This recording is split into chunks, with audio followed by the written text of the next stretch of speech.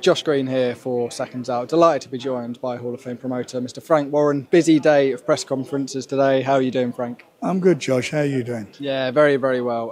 We'll talk about, first of all, what we saw kick off this afternoon. Magnificent 7 back in Birmingham. Becoming a little hotbed of boxing at the moment, isn't it, Birmingham? Yeah, look, we made our mind up. There were some really good quality fighters up there who are on this card, by the way, up there. And we had to start somewhere, so we done a couple of small halls, then we done Telford, and have built it now into being in Birmingham at the big arena, the biggest arena up there.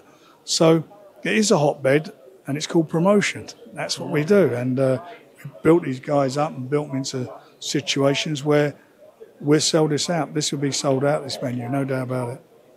Some real high-quality fights on the card. Nathan Heaney, Brad Bulls, they both thought that they won that first fight, but the winner of that, especially if it is Heaney, can really propel himself into that world scene. Well, he was not far away from having a world title fight at Stoke, his hometown football stadium. We were trying to do over the summer, but the rematch is there. There's arguments for both sides who won it. I have my opinion who won, but that's irrelevant. They can now fight again. And it was a contender for Fight of the Year, Domestic Fight of the Year. So I think we're going to get a cracker again, because both of them, as you see today, are up for the fight.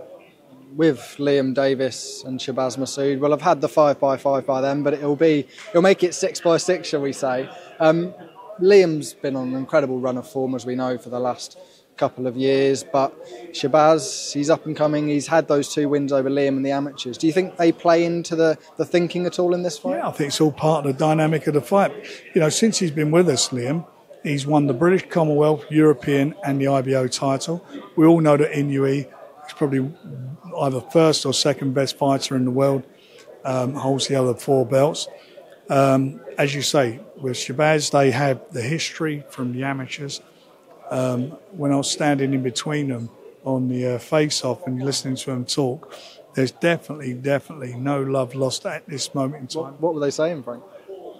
Just, basically saying how confident each of them was to do a job on the other. And I'm telling you, this is going to be a good fight. It's going to be a dramatic fight. Saul Dacres and David Adelaide on that one as well. No David Adelaide here today. Is that a little bit frustrating? He's supposed to have been here. He's not here. Anyway, his management told me that he was on the way. But anyway, the fight will go on, and that's a cracker as well, because all these heavyweights now, a lot of them are coming to the end of their careers. They're older guys, and all these youngsters now will all be jostling into position to fight for titles on the way up, and to hopefully get themselves in a position where they fight for world titles. And we're blessed with heavyweights in Britain, so it's great for us. And I feel this one is a very important fight for both of the fighters.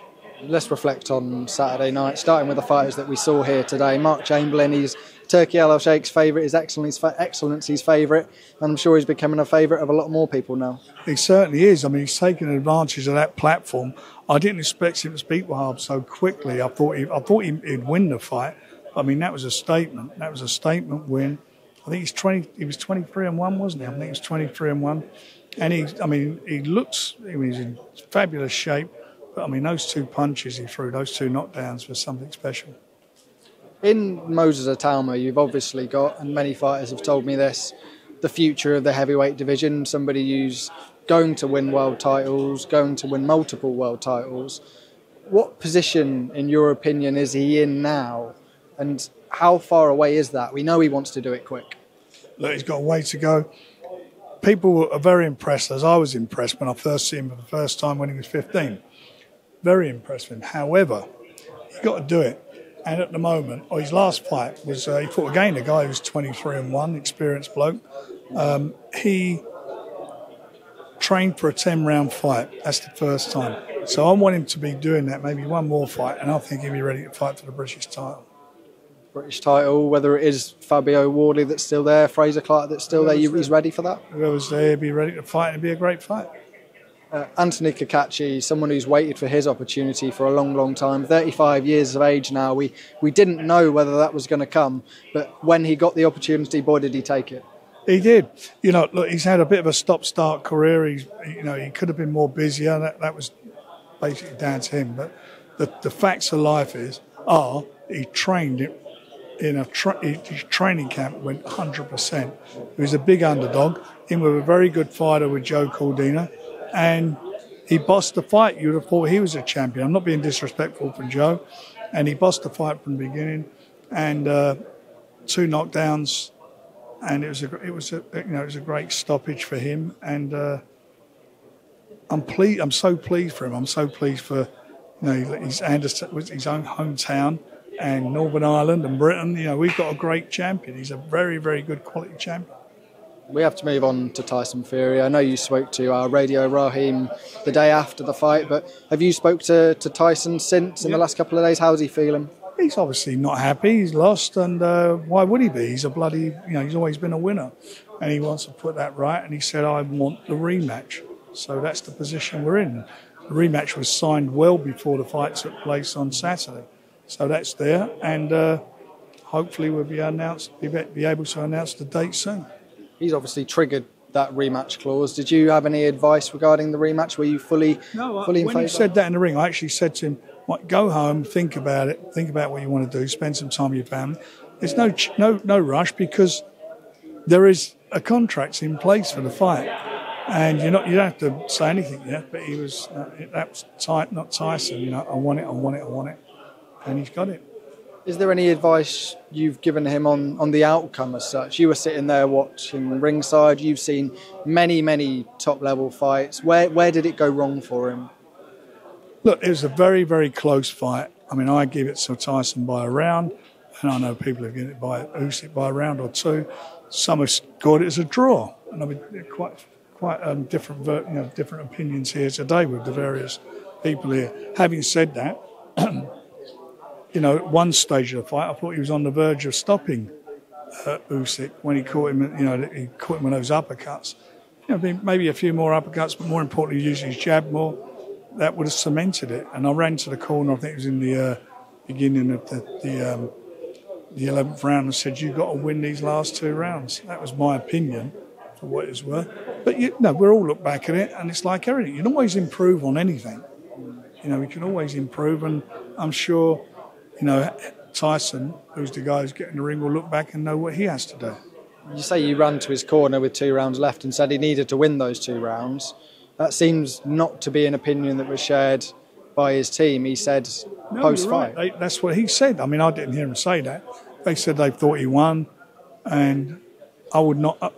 Listen, that's what they said. But for me, going into a fight of that magnitude, you got to be emphatic in winning the fight, if you know what I mean. You go out, not to just move around, but they were the instructions. That's what called it to Tyson. They were the instructions, and it is what it is. Nothing can change. All you can do is look at it, and think what you can improve on. Those 2 guys gave their all. It was an epic of a fight.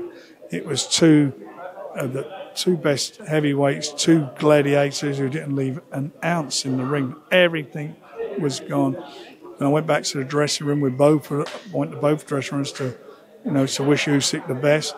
And those guys, they both knew they'd been in a bit of a fight. They knew that for sure. And it'd be interesting to see, what it's taken out of them.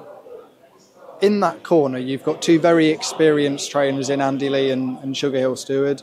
John Fury may be involved more on the emotional side, obviously being family of Tyson's. Would you reflect possibly a change in corner may be needed for the rematch? Look, they'll do whatever they have to do. They'll sit down and I'm sure have a discussion about it and see what happens there. I'm not going to get into that at the moment because it's all too raw. It's happened, and one thing's for sure, on the rematch there'll be some. I'm sure there'll be some tweaks because there'll have to be, to be some tweaks. But everything that. Tyson was magnificent in there, as was Usyk. Both of them were. His recuperative powers, his bravery, as is Usyk's, is beyond compared. I mean, it was just a privilege to be involved with it. Final bit on that fight. He's taken a little bit of criticism for his wording after the fight, post-fight, talking about what's going on in Ukraine. Have you been able to offer him any advice on that? Look, I'm going to say how it is. You read his book, it's documented he's bipolar. And if that may have been in his head and he said it, it's not That's what you have to. And I'm not saying, rightly or wrongly. Look what his actions were, because actions speak louder than words. After that fight, he was hugging him. He must have kissed him about 3 times. And I've got to tell you, there was such mutual respect there. And I spoke to Tyson, and he was telling me, what a tough sod he was and, how much he respects him. I'm not going to focus on that. He has bipolar. And sometimes, on rare occasions, he'll say what he is. And I'll keep banging on to everybody. Go on the NHS website, go and look at the symptoms, go and look at what happens. And that's it. It's a mental illness. It used to be called manic depression. And he's done wonders to get where he's got to, suicidal and so forth, to get to where he's got to last Saturday night and be a champion for mental illness and not be afraid to tell people. Because a lot of people wouldn't say that. They'd keep it'd be kept quiet. He's come out. He said, look, if I can do this, I know it's a problem for me. If I can try and overcome this, then I hope that inspires you if you suffer from the same thing yourself. And that's what people should be looking at, not keep waiting to stick a knife in it. He's a good person, Tyson, and some of the stuff that was said by certainly some of those feature writers who show up at the fights once in a blue moon, know shit all about boxing. They might be good writers, and I'm not knocking their writing ability, and certainly know nothing about, keep referring to stuff without actually saying, by the way, this guy does have a problem. He does have a problem. Is it unfortunate that that's the thing after a magnificent fight and a magnificent occasion that it's being focused on? With a great respect, you're asking me again, and I sort of look at it, and I can only explain it how it is. He's not a bad person. He's a good person, and he's a decent. He's got 8 or 7 kids. He's got a good wife. He's a family man. He does everything. He's been brilliant, and he's been brilliant for British boxing. And he's been involved in the best heavyweight fights this century, without a doubt. The fight with Deontay Wilder, that 3rd fight, was an unbelievable epic fight. At that time, the best heavyweight fight I've been to and seen live. And this one on Saturday. Epic occasions.